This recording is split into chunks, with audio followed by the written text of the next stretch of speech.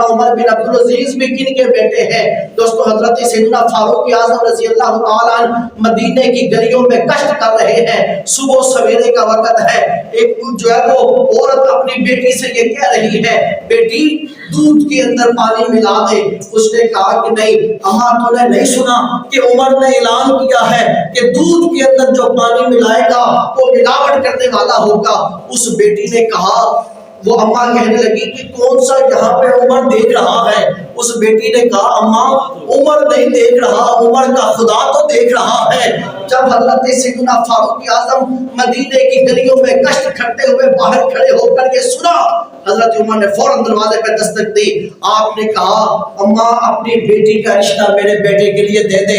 سامعین محترم، اس کا رشتہ حضرت فاروق اعظم کے بیٹے سے ہوا جس کی نسل کے اندر اللہ تعالیٰ نے حضرت عمر بن عبدالعزیز عطا کیے، جنہیں ثانی عمر بن عبدالعزیز کہا جاتا ہے۔ اور پھر عمر بن عبدالعزیز کا دور دیکھ کے لوگ کہا کرتے تھے کہ دوبارہ عمر کا دور پلٹ کے واپس آ گیا ہے۔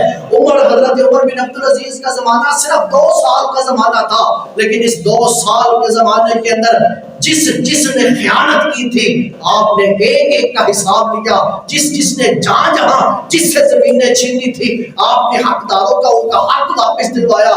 خود حضرت سیدنا عمر بن عبدالعزیز کا حال یہ تھا کہ مال غنیمت کے اندر کستوری آئی تھی، کستوری مال غنیمت میں کستوری آئی، لوگ آپ نے تقسیم کرنی چاہی، آپ نے اپنے ہاتھ کستوری اٹھا کے ترازو میں رکھی، آپ ہاتھ جاڑتے رہے۔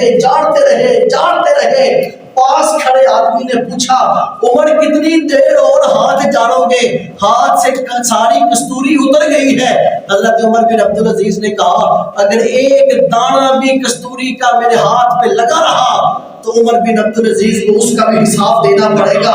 سامعین محترم، یہ حکمران تھے جنہوں نے کملی والے کا فرمان اپنے سینے کے ساتھ لگا دیا تھا۔ اور دوستو دنیا نام لیتی ہے، ڈنڈا بجتا ہے، یہ شان و شوکت برقرار رہتی ہے۔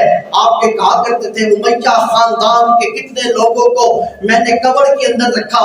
جس وقت میں قبر میں رکھتا تھا امیہ خاندان کے حکمرانوں کو میں قبر میں رکھتا تھا، ان کا چہرہ میں قبلے کی طرف کرتا تھا، میرے سامنے ہی ان کا چہرہ قبلے سے پھیر دیا جاتا تھا۔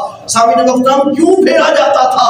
اس لیے کہ یہ لوگ اپنی حکمرانی کے اندر ناجائز استعمال کرتے، امانتوں میں خیانت کیا کرتے تھے، اور آپ رو پڑتے کہتے نہ جانے عمر بن عبدالعزیز کا حال کیا ہوگا۔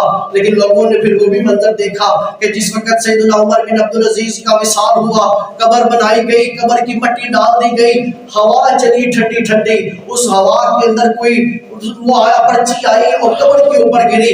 لوگوں نے پرچی کو قبر سے اٹھا کے پڑھا تو اس پرچی پہ لکھا تھا عمر بن عبدالعزیز ہم نے تجھے بھی قبول کیا اور تیری حکومت کو بھی ہم نے قبول کر لیا ہے۔ یہ وہ جنگ ہے، یہ وہ چیز ہے جسے کہا جاتا ہے کہ مدینے کی ریاست